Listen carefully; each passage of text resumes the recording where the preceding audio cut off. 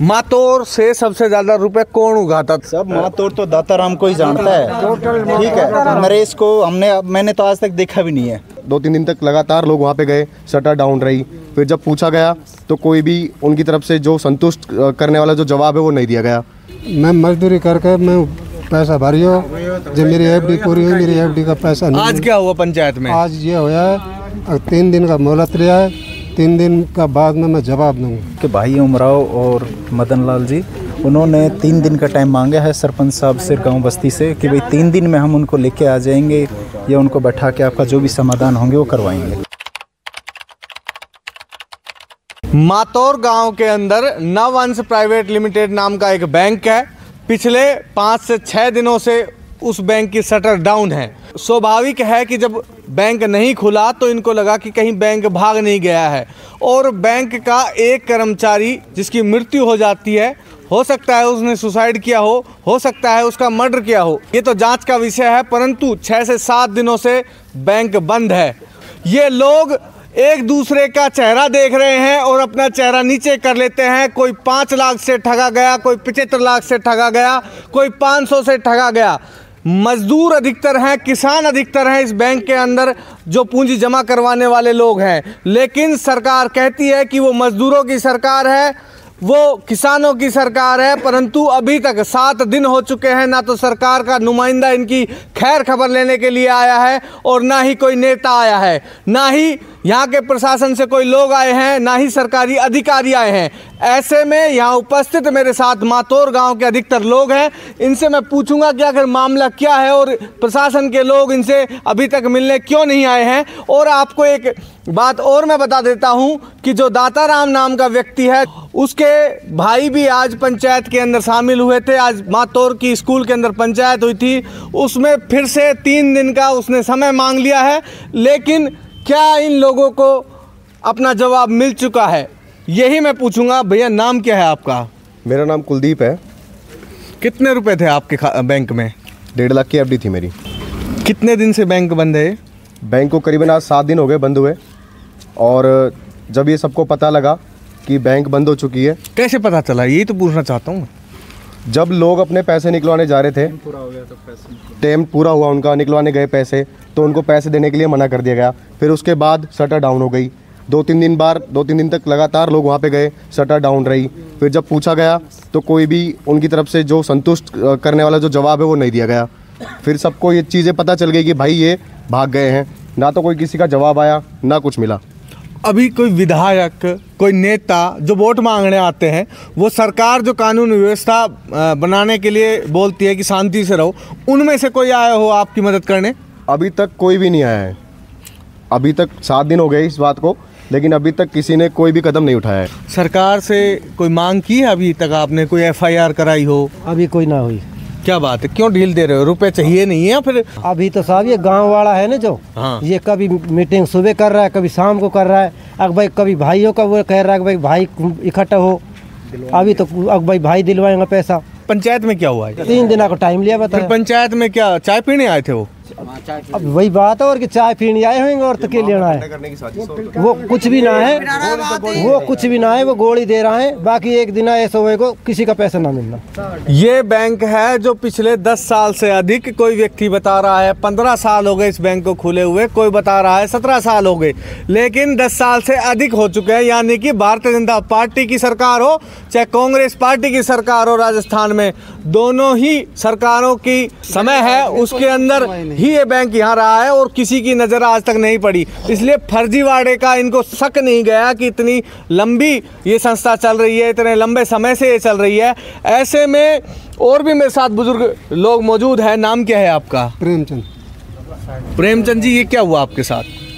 मैं मजदूरी करके मैं पैसा भरी हो, जब मेरी एफडी पूरी हुई, मेरी एफडी का पैसा नहीं। आज क्या हुआ पंचायत में? आज ये होया है 3 दिन का मोहलत लिया है, 3 दिन का बाद में मैं जवाब दूंगा। इनको लेके आऊँगा भाई। क्या नाम है आपका? पूर्ण है जी।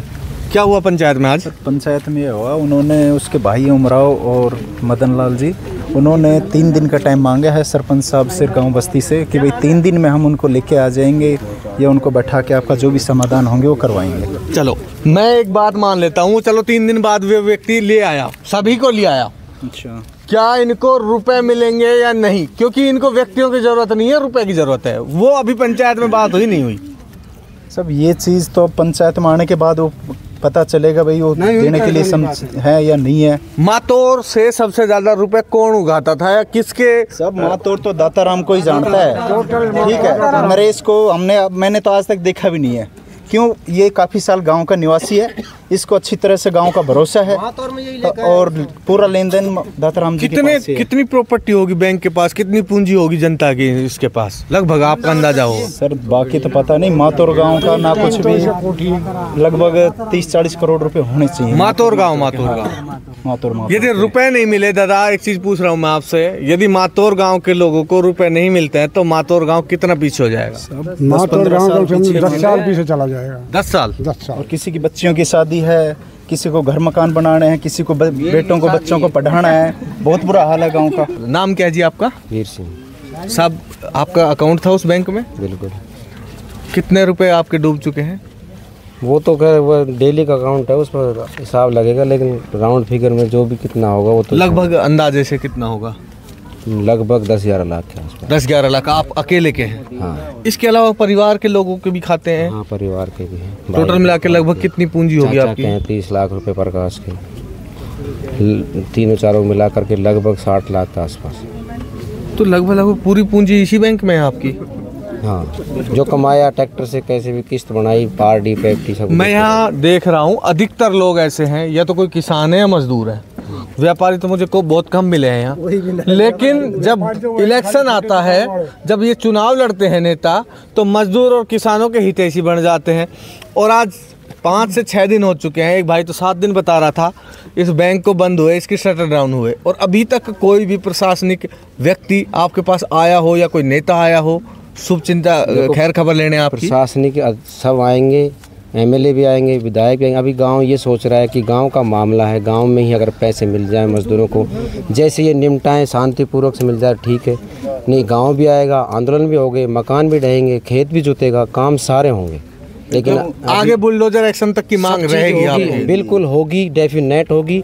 उमराव का लड़का भी इसमें कंपनी चला रहा है और दाताराम भी, और इनके घर पर्सनल इन्होंने अपनी अलग से एजेंसी ले रखी है उमराव ने खुद की बहू के नाम से, और वो मुंडावर से कलेक्शन करके लाते हैं, खैरतल से कलेक्शन करके लाते। जो एजेंट मरा है उसका भी कुछ हिस्सा उस गांव वाले में डाल रखा है इन्होंने, अलग डायरी 2 डायरी चलाते हैं। अच्छा, जो वो मौत हुई है उसका नाम क्या है व्यक्ति का? उसका दिनेश है। दिनेश भी इस गांव से उगाता था रुपए? दिनेश कुछ खाते उसके थे, कुछ खाते थे। हाँ है, मातौर से उसके कुछ खाते हैं, लेकिन खैरतल ज़्यादातर उसका कलेक्शन खैरतल का है, किशनगढ़ रोड तक का। नरेश क्या नाम बताया उसको? दिनेश।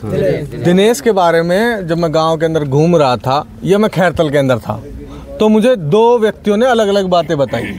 एक व्यक्ति ने बताया कि दिनेश ने हो सकता है सुसाइड किया है, एक व्यक्ति ने मुझे ये बताया कि हो सकता है कि इसका मर्डर हुआ हो।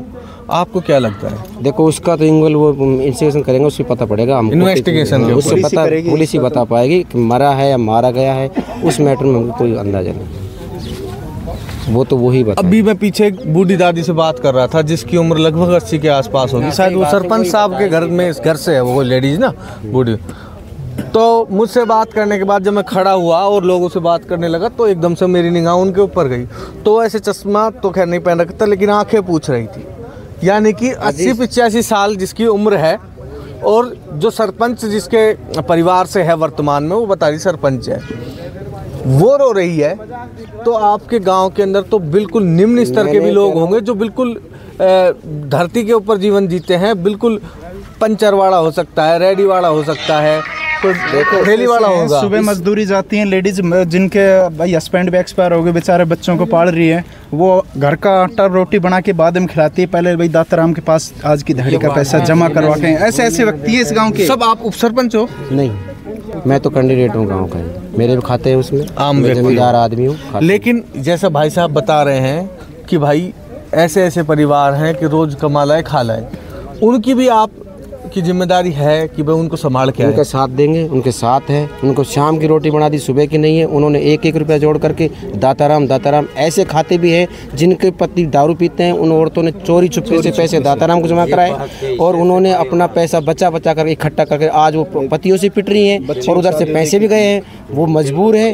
पूरा समाज एक साथ होकर के दाताराम और उमराव नाम का व्यक्ति रहेगा अगर वो जनता की पाई नहीं पहुंचाता है। तो जो यहाँ उपस्थित व्यक्ति हैं सभी और जो इस वीडियो को देख रहे हैं, उन सभी को मैं एक सूचना देना चाहूँगा कि भारत सरकार का एक नियम है, यदि कोई बैंक लीगल है तो उसके अंदर वो भाग जाता है या डूब जाता है किसी भी स्थिति में, तो जिन खाताधारकों के 5 लाख तक रुपए जमा होते हैं उनको सरकार की जिम्मेदारी होती है उनको रुपए दे।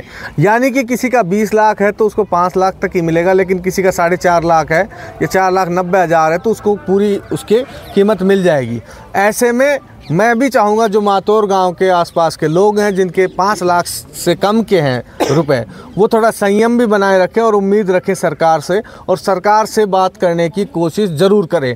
लेकिन मेरा संशय ये भी है कि ये बैंक लीगल भी है या नहीं है, क्योंकि 8% लिख के दे रहा है और 24% की गारंटी ले रहा है ब्याज की, तो मेरा भी शक कहीं और जा रहा है। फिर भी मैं उम्मीद करूंगा कि आप लोग संयम बरतेंगे, स्वस्थ रहेंगे, मस्त रहेंगे और NKRJ भारत न्यूज़ के साथ जुड़े रहेंगे।